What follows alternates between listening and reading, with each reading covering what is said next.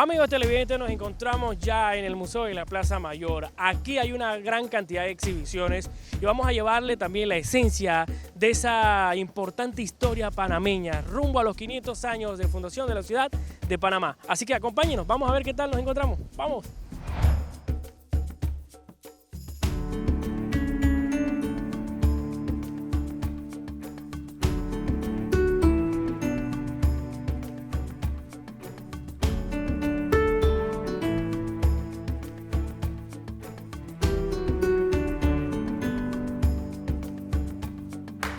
Vamos a estar ahora con Larisa. Amigos televidentes, hemos llegado a una de las partes más importantes de este recorrido. Ella nos va a mostrar, ella es parte de la guía, que también trabaja diariamente para que los turistas y los panameños nacionales vengan acá y conozcan un poquito de la historia. Cuéntanos un poquito en dónde nos encontramos en este Museo de la Plaza Mayor. Este es el Museo de la Plaza Mayor, Samuel Lewis García de Paredes. Fue inaugurado el 10 de agosto del 2017. Bueno, el Museo de la Plaza Mayor cuenta la historia de lo que sucedió en Panamá la Vieja, desde sus inicios hace 1500 años atrás, con la llegada de los aborígenes o indígenas Cueva, y posteriormente los españoles que llegaron hace 500 años a fundar la ciudad.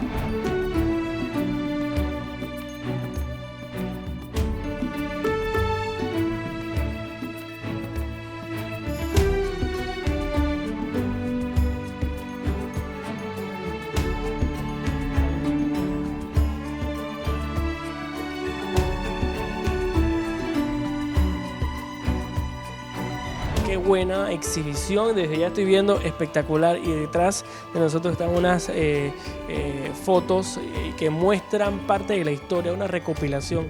A ver, Larisa, cuéntanos. Correcto, estamos en la planta alta del museo. Aquí vamos a ver el museo en dos divisiones, en lo que es la parte prehispánica, o sea, antes de la llegada de los españoles, y posteriormente en la época colonial. Como bien dijiste, Ezequiel, en la parte de atrás vas a ver una serie de imágenes, un collage de tipo de estampillas, en la que podemos ver algunos de los puentes, como el Puente del Rey y la Torre de la Catedral, en diferentes épocas. Panamá Viejo no solamente es un patrimonio, es histórico, también es un sitio arqueológico. Algunas de estas piezas han sido encontradas aquí, otras han sido donadas por el INAH, también encontradas en diferentes puntos como Portobelo, por ejemplo, que también lleva mucha relación con la historia de este sitio. Podemos encontrar cerámicas que fueron realizadas, confeccionadas por los indígenas Cueva, que eran los que habitaban este sitio hace 1500 años atrás. Y parte de esta historia es también mostrar cómo se vivían, porque aquí también habían indios o aborígenes, por decirlo de esa manera, que también residían y formaban parte de la comunidad. Correcto, los primeros pobladores eran unos indígenas. Los españoles al llegar aquí les ponen el nombre de Cueva, indios Cuevas, por el lenguaje que ellos hablaban. Era una comunidad bastante completa, que se dedicaban principalmente a la pesca. Obviamente estábamos pegados a lo que era el mar y su principal actividad era la pesca, pero también se dedicaban a otras actividades como la caza, lo que es la agricultura para los cultivos de sus alimentos, y también se dedicaban a hacer cerámicas, confección de cerámicas. Ellos mismos hacían sus cerámicas.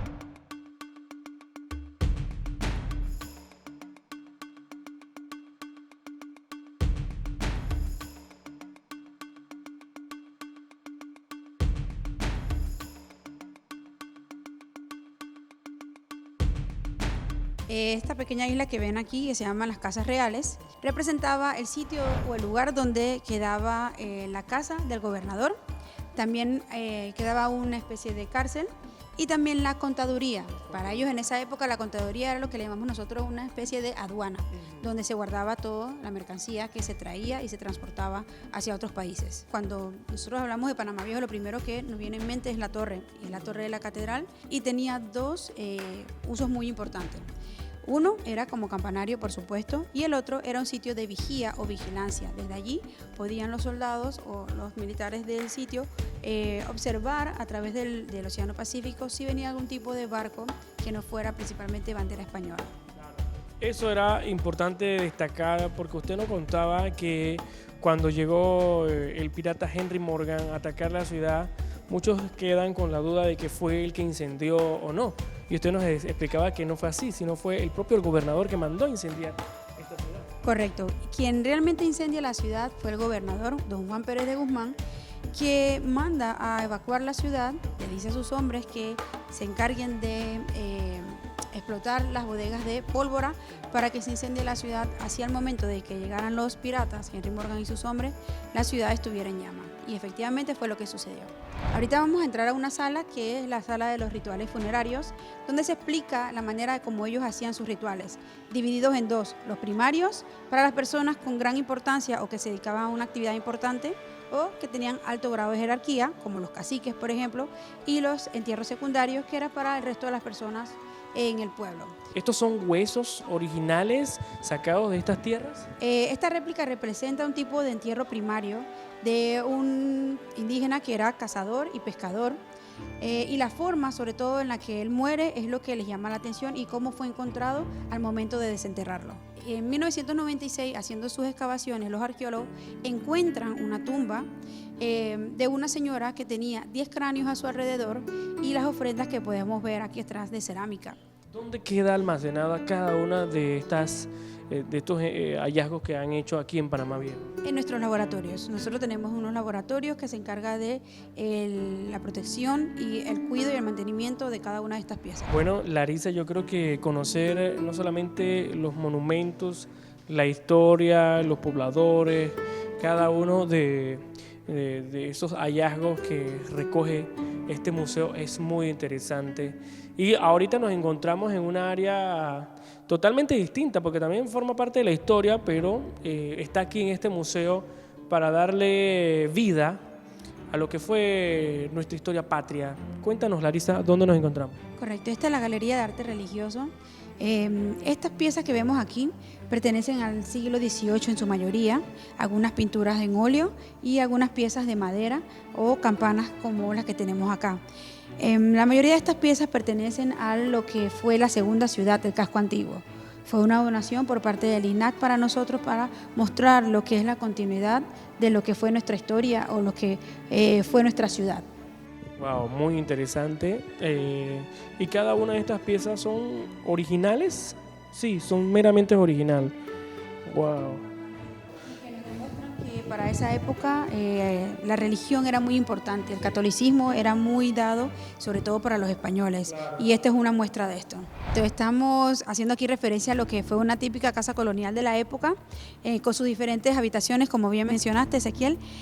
Vamos ahorita a una parte que es bien importante en cada casa. Una casa no puede faltar el baño. Esto que tenemos aquí es llamado el alivio del cuerpo y son unas bacines o bacenillas que para esa época eran los baños.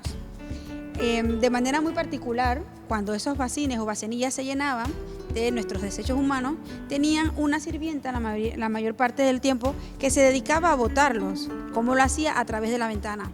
Ellos se asomaban y gritaban una frase que decía "agua va", para que todas las personas que estaban en la calle pudieran correr y no les salpicara lo que caía de esas bacenillas. Y no solamente encontramos eso, o sea, esta aquí es parte también del recuerdo de la época, y yo quiero que nos expliques los utensilios de la cocina, lo del diario vivir, Larissa.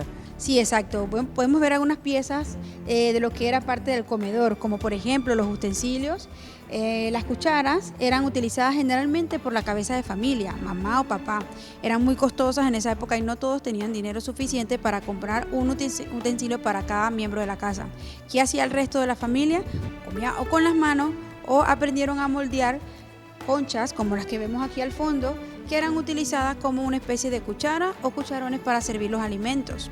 También tenemos algunas de las cerámicas europeas que eran utilizadas solamente en las épocas especiales, fiestas, cumpleaños, la Navidad, por ejemplo. Y el resto de los días utilizaban de diario las vasijillas como las que tenemos acá, que son vajillas hechas en Panamá de barro o arcilla roja. Ahora nos encontramos, mis amigos televidentes, en un área muy específica, y Larissa nos explicaba que acá afuera de las casas coloniales era la cocina, porque obviamente todas las casas eran construidas con madera y el riesgo era mayor a tener una cocina como hoy en día la tenemos en casa. Exacto, en esa época se solía tener la cocina en la parte de afuera de las casas para evitar los incendios por un lado y mantener fresca la casa también, ya que el calor del fuego se mantenía por toda la casa. Las cocinas generalmente constaban con lo que era el patio, como vemos aquí en la parte de afuera, es donde ellos podían tener sus propios cultivos de árboles de naranja, de limón, la sábila, el culantro, todo lo que podían cultivar, cosechar para su propio uso. Tenían siempre una cocinera, que era por lo general una de sus sirvientas, y ellas tenían un ayudante, que también por lo general eran uno de sus hijos. Los niños entre los 5 y los 12 años podían ayudar a sus padres en la cocina. Ya después de los 12 años eran enviados a hacer otro tipo de tareas mayores. Y por último, el cañón, que viene siendo como la puerta que ven aquí al fondo, era el lugar donde dormían todos los sirvientes de las casas.